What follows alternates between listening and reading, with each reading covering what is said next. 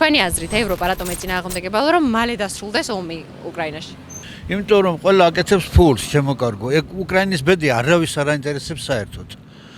არც ამერიკას, არც თვითონ ზელენსკის და არავის არ აინტერესებს. ომში კეთდება ყველაზე დიდი ფული საერთოდ.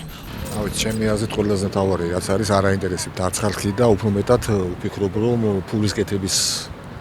ამბავი უფრო არის ვიდრე მშვიდობაზე ორიენტირებული ჩვენი ევროპა რა სამწუხაროდ ესე არის. რატო იფიქრა ევროპამ რომ ამ საცოდავ უკრაინელებს შეუძლიათ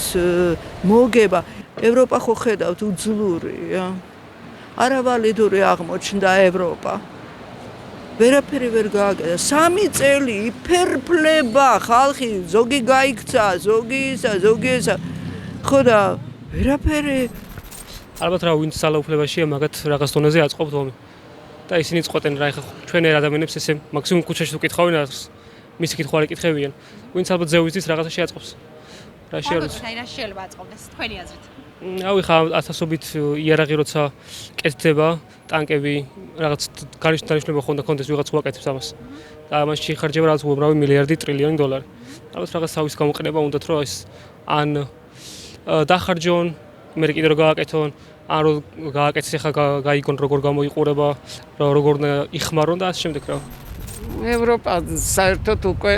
ისეთ უცნაურ აზრებს რკვავს რომ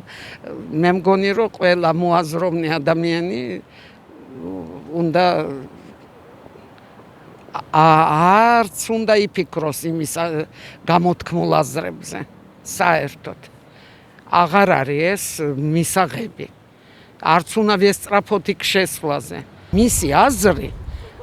მე ვთვლი რომ ჩვენი საერთოდ სახელმწიფოს არც უნდა ინტერესებდეს მე პირადად აი ყველანაირად ეხა მაქვს ბევრი კითხვები მთავრობასთან მაგრამ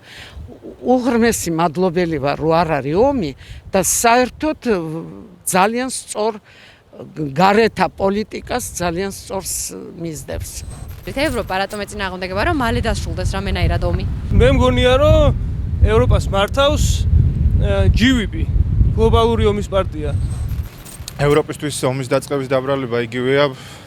რავი უკაცრავად ცოტა ვულგარული შედარებით მაგრამ ქალს რო გაუპატიურებენ და ვინც გაუპატიურა ეგება ამ ქალმა გააღიზიანაო ისო და